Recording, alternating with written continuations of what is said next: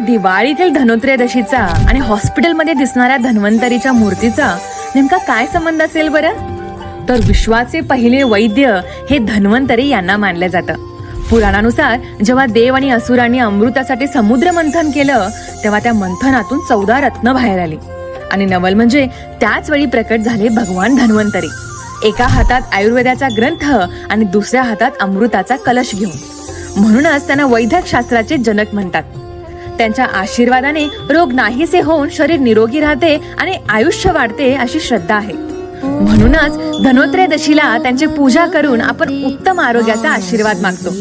अनेक हॉस्पिटल्सना आजही धन्वंतरी हे नाव दिलं जातं आणि बऱ्याच हॉस्पिटल्समध्ये त्यांच्या मूर्तीही तुम्ही बघितल्या असतात. एवढंच नाही तर धनोत्रयोदशीनेच दिवाळीच्या आनंदी 5 दिवसाच्या सणाची सुरुवात होत असते बरं का. Download ShareChat.